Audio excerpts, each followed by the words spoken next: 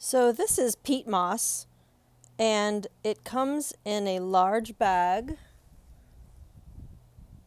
So that's 3 cubic feet. You can get it in smaller quantities, but it ends up just not being very cost effective to do that. 2 cubic feet's pretty common, but I wouldn't buy it in the small bags because you're going to end up paying $8 for 4 cups of material. But this is what it looks like. It's completely powdery dry, and it may have gone into the packaging a little bit moist, but by the time you get it, it's dry. You can see how it is very, very fine particulate. Makes its own little dust cloud. So we're going to soak this before we combine it with the perlite, because we need it to hold the moisture for the 2 months that this cutting is going to be under the bottle in this mixture.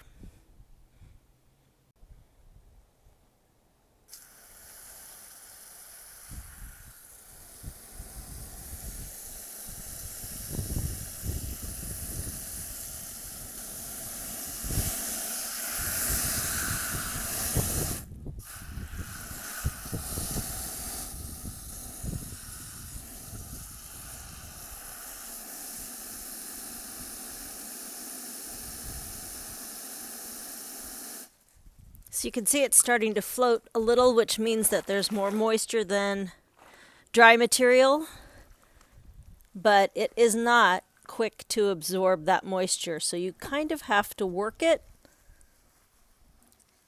by hand to get it all to absorb, because otherwise it'll just float like this for hours, and the stuff that's been touched by the water will stay saturated, but it won't wick that moisture into any other parts. So with the really dry peat moss like this, you have to break up the clumps and you have to mix it by hand. I suppose if you had like a paint mixer, like a 5-gallon paint mixer that you hook onto a drill, that might work, but you're still going to have to get in here by hand at some point and make sure that the material is all completely broken up so that it is all holding moisture. You don't want to find out you've got big moats of dry area in your cuttings, because they'll just dry out on you. So this is how I kind of unglamorously do it. This is a relatively small batch. I usually do a whole wheelbarrow full at a time, but this will help you get the picture that it takes a lot. See, we still got a lot of dry material in there.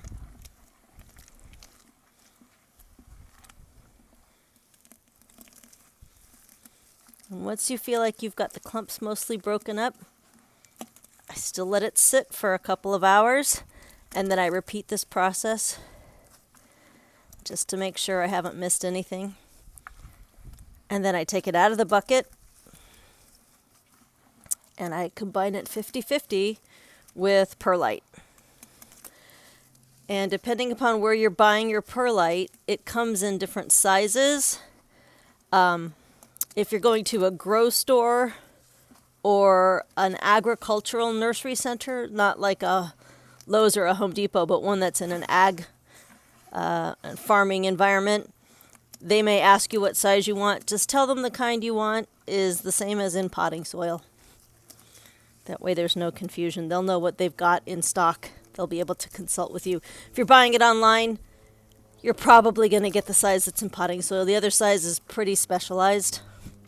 Not a lot of places carry it. All right, so we're going to let that sit and absorb deeply. And we'll come back in a couple of hours and see how much moisture it has sucked up. Pro tip: when you are working with the moss, particularly before it is fully saturated, you want to wear some kind of protective gloves. I wear kitchen gloves, vinyl gloves, plastic gloves, rubber gloves, something that is, not permeable and waterproof. This stuff will give you 1,000 micro splinters and is probably pretty bad news to breathe as well. So make sure you have some protection for your hands and your clothes, and maybe a mask while you're using this dry. Okay, it's been quite a while, so I'm going to reach in here.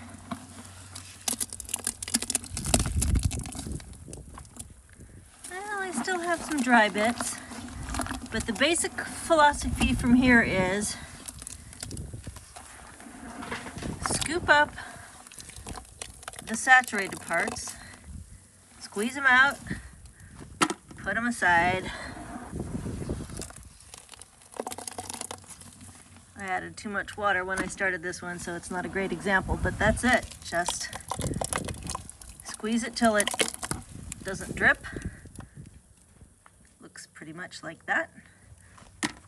Have a second vessel.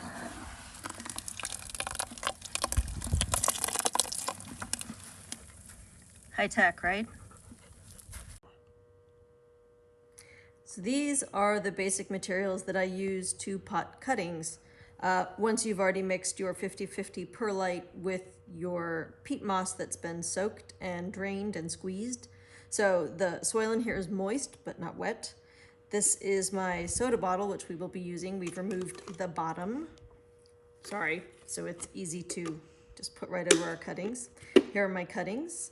This is the rooting hormone that I'm using right now. It's nothing special. I get it at Lowe's. I get it at my local nursery. I know a lot of you like to use Clonex. I don't use Clonex just because I had really diminished luck with it, but this one is nothing special. This is the small container that I actually dip my cuttings in. So this contains this rooting hormone. I use the X-Acto to score the bottoms. I use the trimmer to clean up the size. I use the Sharpie to poke holes for the cuttings. And this is my grease pencil that I will use to label my pot when I'm done. The cutting board is so that I have a safe surface. I won't damage anything when I'm using this tool.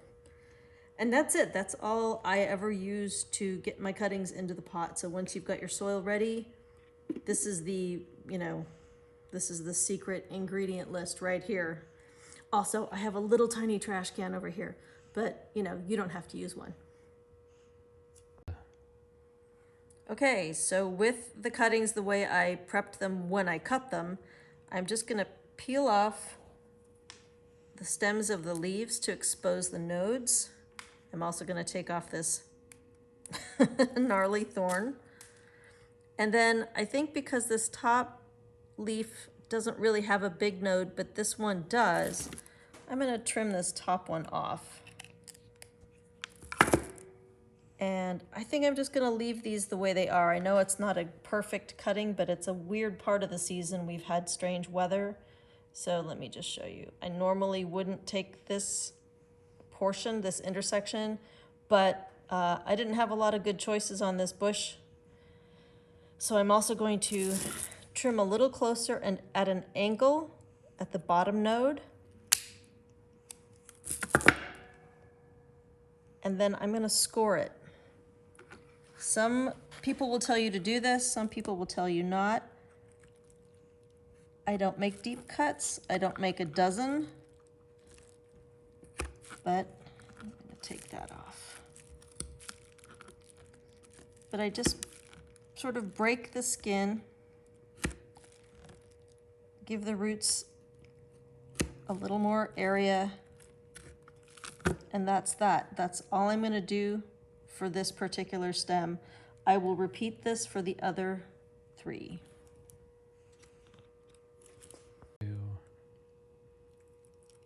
Okay, so I failed to mention previously, I cut pretty close to the node most times because that's where you're generating your differentiated cells.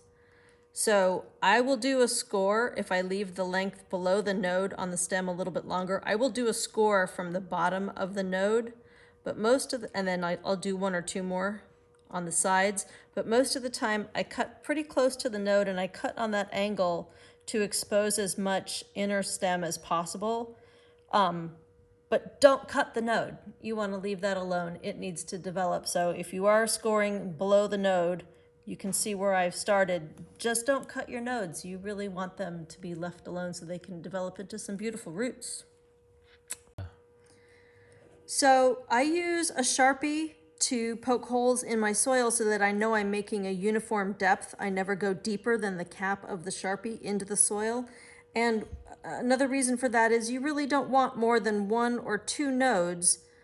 You know, 3 would be a maximum, but 1 or 2 nodes in the soil. Other than that, you're really just burying them a bit too deep for the method that we're using. So I'll just make 4 holes here up to the cap.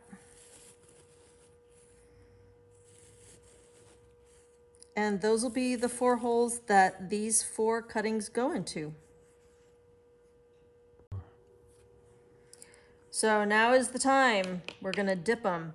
The reason I use an old pill bottle is it's relatively the same shape of the stem.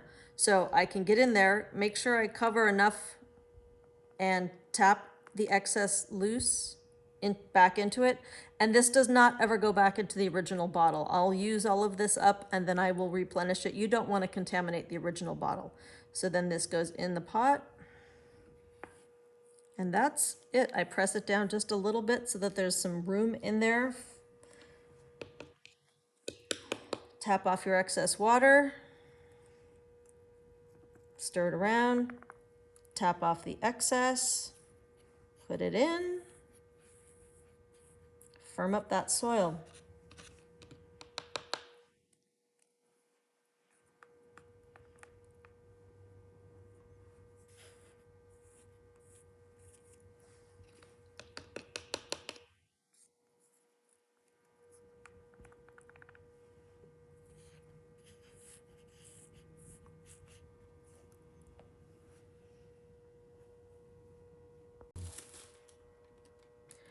Okay, so I don't know if there's a name for this, but we just call it the soda bottle method. What I do is I put it in, and I press it just a little so that it won't fall over in a light breeze, or if I happen to walk by and jostle it, it's pretty firm in there without being completely hard down into the soil. And I will leave these in indirect light for 2 months and pretty much ignore them. The soil has plenty of moisture in it. This creates a closed environment like a terrarium. There's a lot of great videos online about this method if you want to try somebody else's method. But what I will do is take this whole thing, put it in indirect light, come back in 2 months and see how they're doing. And then the last thing I do is I put the name on it, and this is my code name. I know what this means. And today's date, so that I know when these guys went in the pot. As much as possible, try to keep them from touching the bottle. If you need to adjust them in the pot when you first plant them, that's fine. But after they're in there, leave them alone, even if they're touching a little bit. And now this goes out into my outdoor indirect sunlight. So that's my secret. It's really not a secret. If you look up Mike Kincaid, he has 2 great videos on how to propagate roses using this method. I've looked at a lot of other videos online. Some say to score the ends, some say don't. So I just do, like I said, 2 or 3 scores, not a ton. And this is how I have managed to accidentally create more cuttings than I can give away. If you have any questions, there's a contact below. You can always send me a message or leave a question in the comments. And otherwise, that's what I do. I hope it works for you too.